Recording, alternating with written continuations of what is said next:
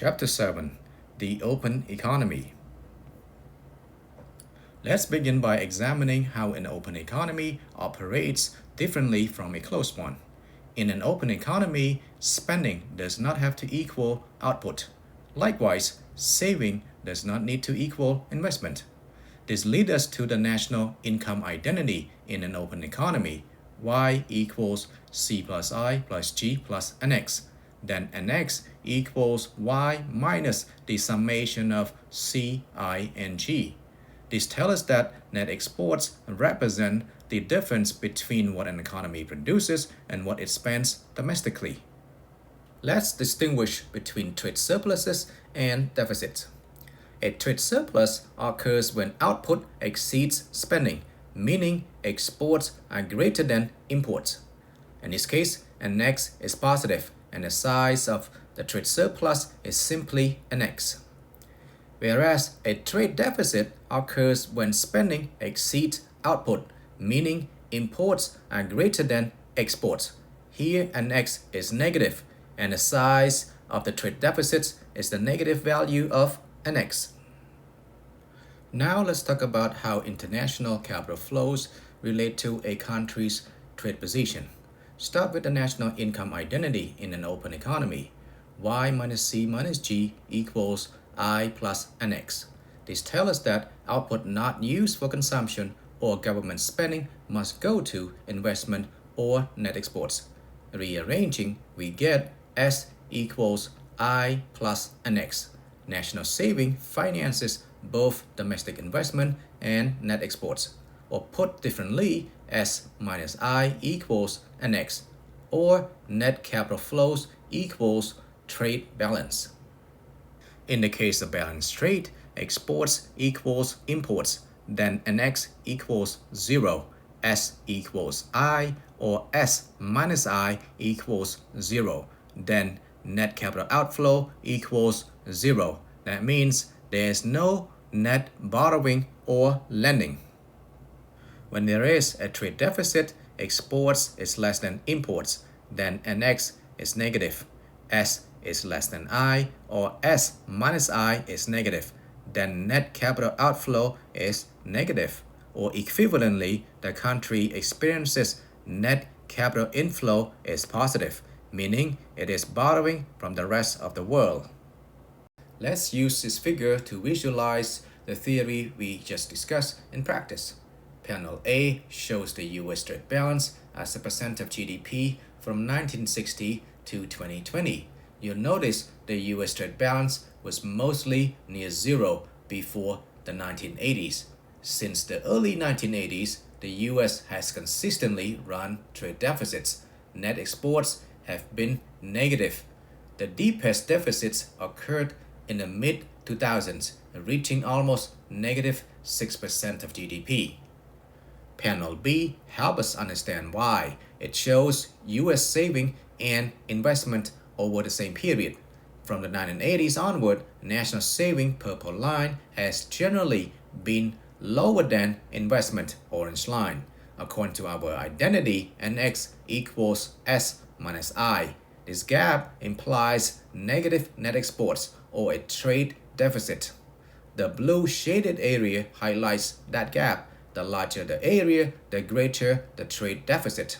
So we observe exactly what theory predicts. When saving falls short of investment, the U.S. finances the difference by borrowing from abroad, reflected in the trade deficit. Here, the upper panel shows the U.S. international investment position over time.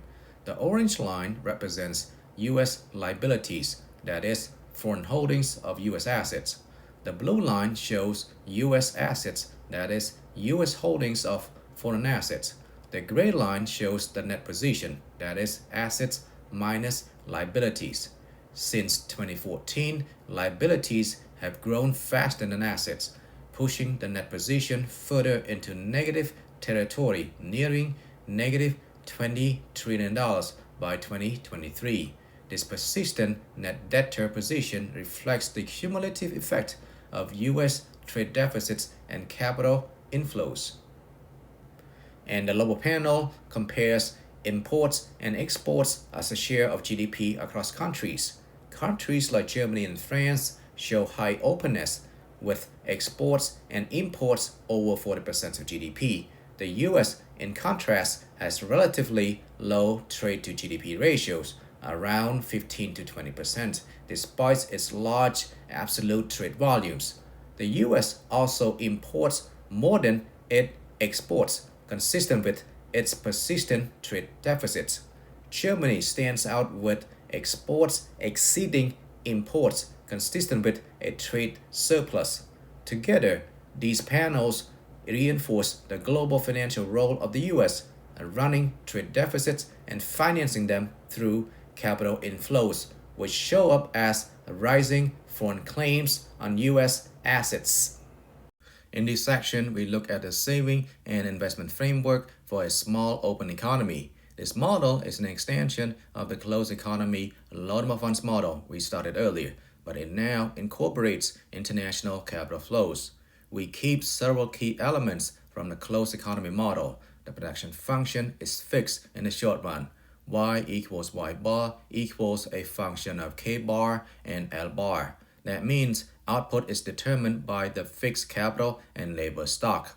The consumption function depends on disposable income. C equals consumption, a function of Y minus T. The investment function is decreasing in the real interest rate.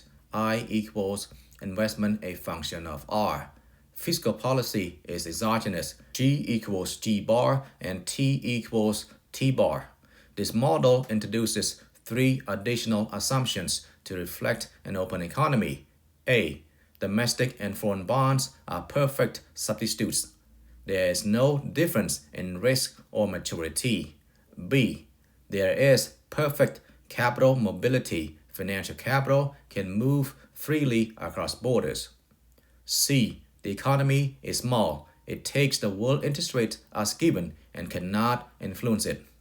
From these, we derive A and B imply R equals R star, and C implies R star is exogenous. Let's now derive the trade balance in a small open economy using the components of national income and capital flows. An X equals Y minus C minus G minus I, or an X equals S minus I. Now we'll bring in our key assumption from the previous slide, that the real interest rate in a small open economy is equal to the world interest rate, that is R equals R star. We can now rewrite the national saving expression in terms of its exogenous components. An X equals Y minus C minus G minus I equals Y bar minus consumption, a function of Y bar minus T bar, then minus G bar minus investment, a function of R star. This simplifies to an X equals S bar minus investment, a function of R star. The interpretation is that in a small open economy, net exports are determined by the difference between exogenous national saving and interest-sensitive investment. Since R equals R star, investment is influenced by world conditions, while saving is driven by domestic fiscal policy and income. This diagram illustrates the Lodemer funds market in a small open economy under the assumption that the real interest rate is fixed at the world interest rate R star.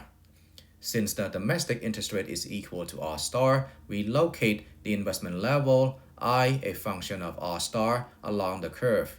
At this rate of R star, investment is less than saving. The key implication is the excess saving over investment flows out as net exports. This generates a trade surplus. This setup highlights the central result in open economy macroeconomics. I is less than S, then an X is positive. This means the country is lending to the rest of the world. Here we are going to examine three experiments that illustrate how fiscal policy affects saving, investment, and the trade balance in a small open economy. We'll analyze each case using the Lodemer funds framework. 1. Fiscal expansion at home. Suppose the domestic government increases spending or decreases taxes. This reduces national saving and shifts the vertical saving curve leftward from S1 to S2. Since the economy takes the world interest rate R star as given, investment remains unchanged. With saving now lower than investment, we get NX is negative. This results in a trade deficit. 2. Fiscal expansion abroad.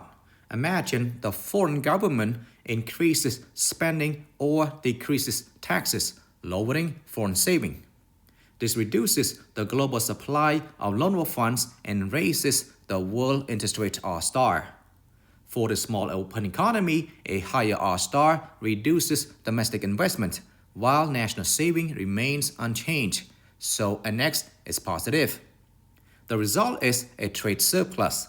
That means excess saving flows abroad. 3. An increase in investment demand. Suppose firms become more optimistic about future profitability and increase their demand for investment. This shifts the downward sloping investment curve rightward from I1 to I2.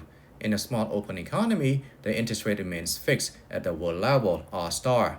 Because investment rises while national saving remains unchanged, we now have S is less than I, then NX is negative. This leads to a trade deficit, meaning that foreign capital flows in to finance the excess of investment over saving. In this section, let's now turn to the concept of exchange rate. We'll distinguish between two types, nominal and real. First, the nominal exchange rate, denoted by E, tell us how many foreign currency we can obtain with 1 unit of our domestic currency. For example, if we're looking at yen per dollar, E tells us how many Japanese yen we can buy with $1. If E increases, $1 can now buy more yen. That means the dollar has appreciated, it's stronger relative to the yen. Next is the real exchange rate, denoted by epsilon, which reflects the relative price of domestic goods in terms of foreign goods. A helpful example here is the number of Japanese Big Macs you can get for 1 US Big Mac. Mathematically, the real exchange rate is epsilon equals E times P over P star, or equivalently, we can rearrange the formula as E equals epsilon times P star over P. Here P is the price of domestic good and P star is the price of foreign good. Let's walk through an example, what we'll call the example. Suppose there's only one good in the world, the Big Mac. In Japan, the price of a Big Mac is P star equals 200 yens. In the US, it costs P equals $2.50. The nominal exchange rate is given as E equals 120 yens per dollar. We can compute the real exchange rate as epsilon equals 120 times 2.5 divided by 200 equals 1.5, and it is unitless. This result means that in real terms, the US Big Mac is 1.5 times more expensive than the Japanese Big Mac.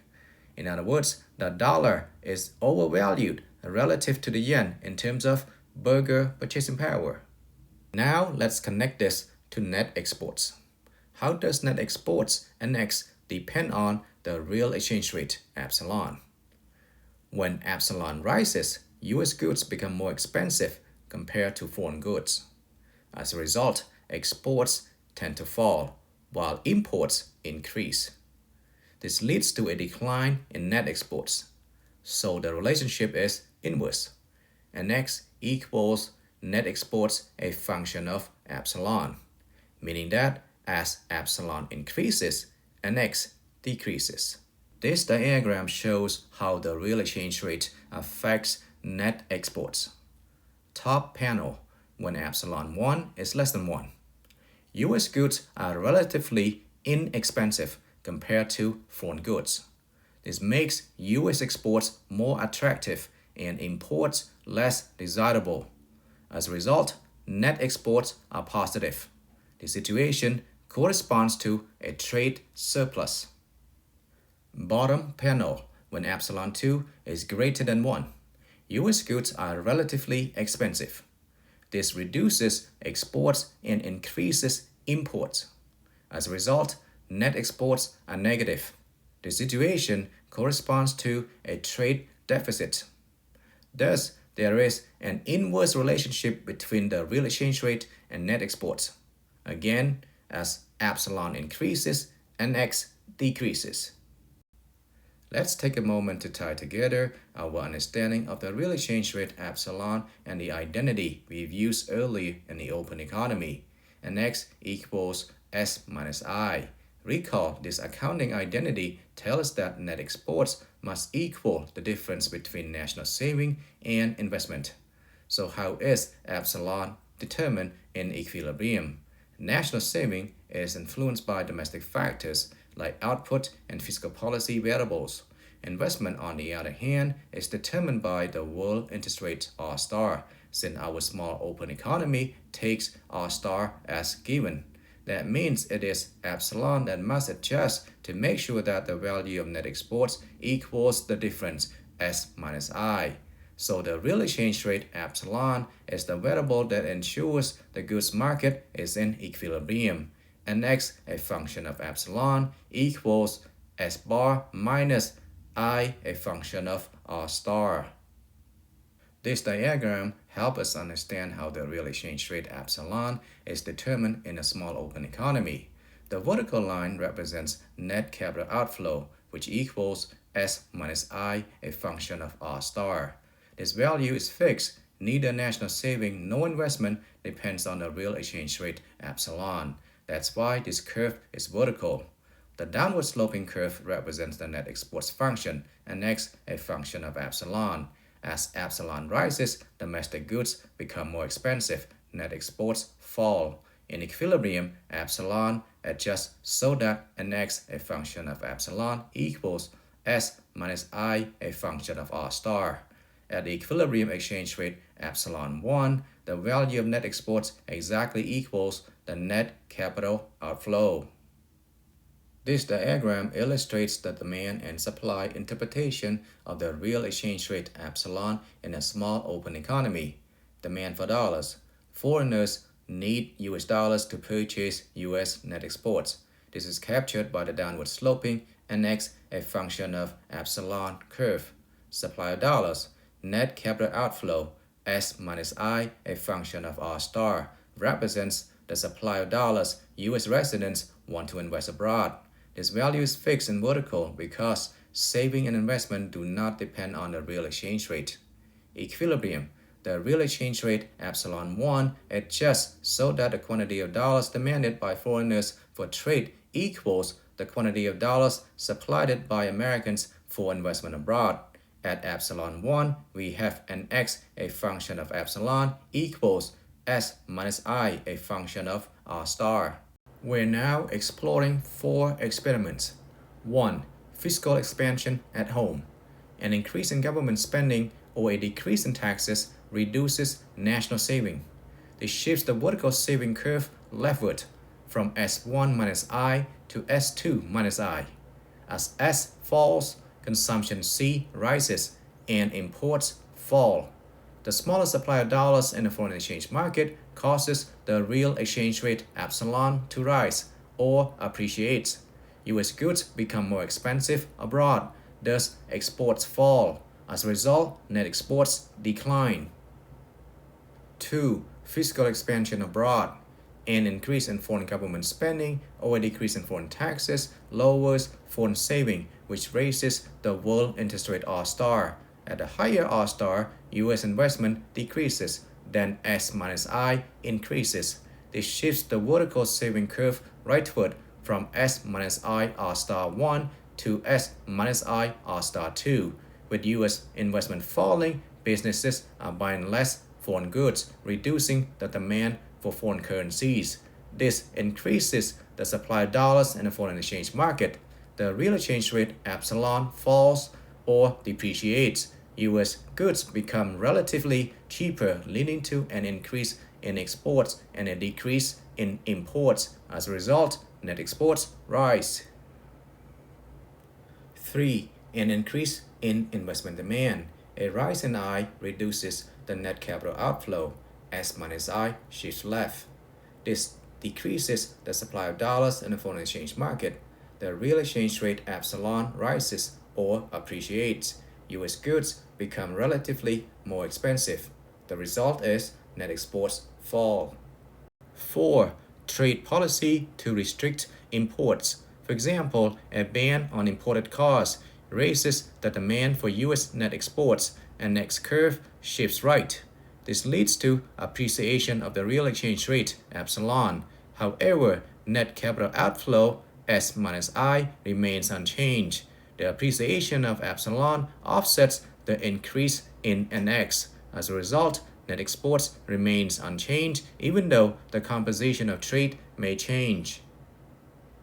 Let's now take a closer look at what determines the nominal exchange rate, denoted by E. The nominal exchange rate depends on the real exchange rate epsilon and the price levels at home P and abroad P star. Mathematically, we express this relationship as E equals epsilon times P star over P. Each component has its own determinants.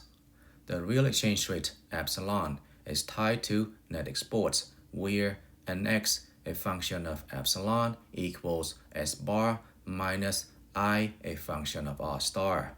The price level abroad, P star, is determined by the money market in a foreign country. M star over P star equals liquidity, a function of R star plus pi star and Y star. And the domestic price level, P, is governed by our own money market. M over P equals liquidity, a function of R star plus pi and Y. Now what happens over time? What determines the growth of E? For a given epsilon, the growth rate of E is approximately delta E over E equals delta epsilon over epsilon plus delta P star over P star minus delta P over P.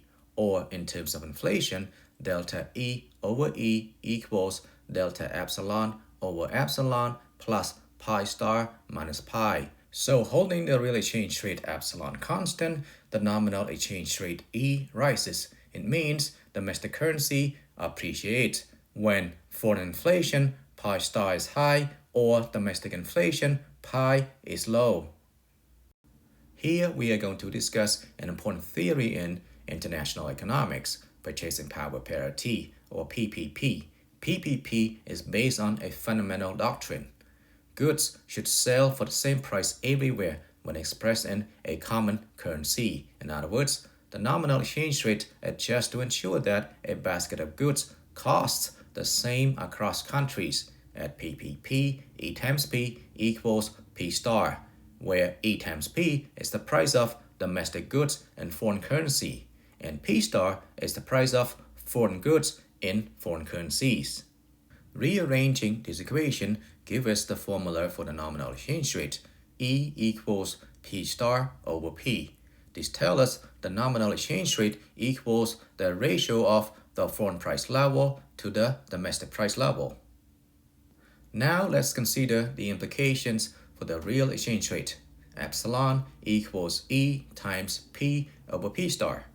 Substitute in the PPP condition, epsilon equals P star over P times P over P star equals 1.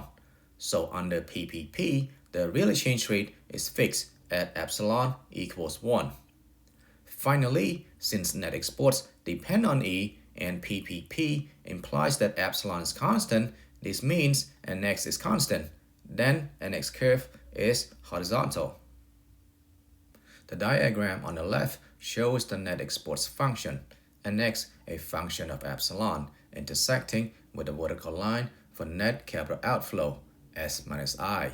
Under PPP, the real exchange rate epsilon is constant and the NX curve is horizontal.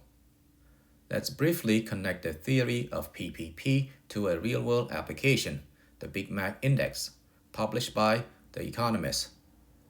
The chart on the right presents estimates of currency valuation using the Big Mac Index. It compares the the price of a Big Mac across countries, adjusted for the exchange rate. If a Big Mac is more expensive in a country than in the US after conversion, the currency is considered overvalued. If it is cheaper, the currency is considered undervalued. For example, the Swiss franc is overvalued by 41.8%, meaning Big Macs in Switzerland are much more expensive than in the US. The Canadian dollar is undervalued by 3.1%, meaning Canadian Big Macs are cheaper than their US counterparts. These deviations from PPP reflect real-world frictions like trade barriers, transportation costs, and non-traded goods.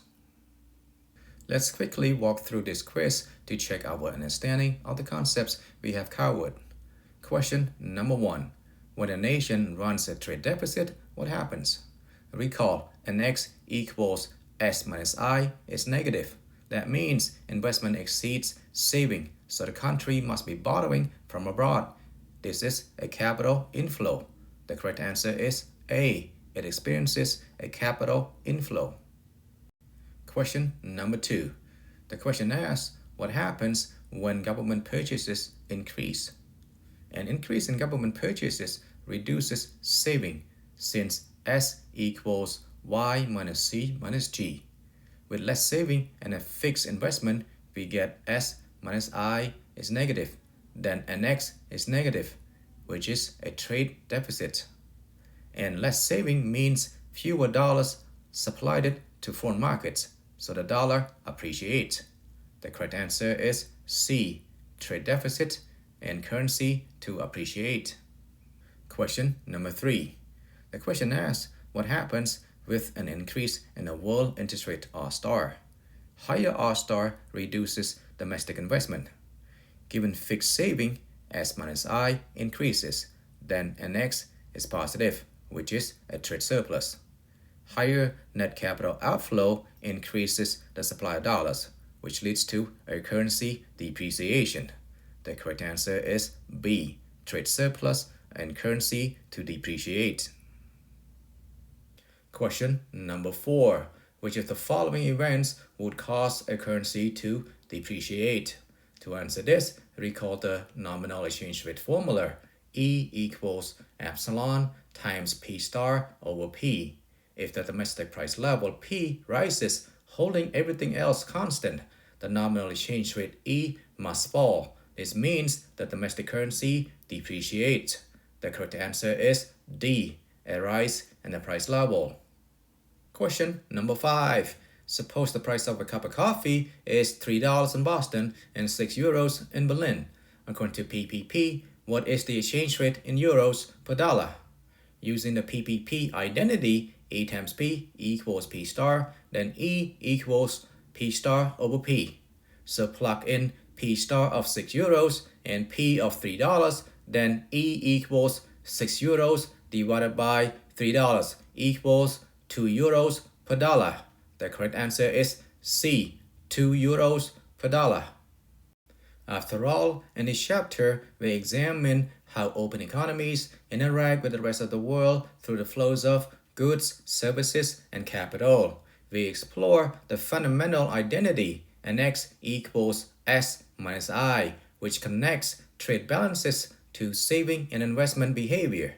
We saw how international capital mobility allows countries to run trade surpluses or deficits, and how these imbalances are financed by capital flows. We also examine how the real exchange rate adjusts to ensure goods market equilibrium in a small open economy, and how this links to net exports. Lastly, we introduce key exchange rate concepts, nominal versus real exchange rate, and studied how inflation, fiscal policy, and international conditions affect exchange rates. The key takeaway: in an open economy, domestic decisions and world conditions together determine trade performance and capital flows, highlighting the importance of understanding global linkages in macroeconomics.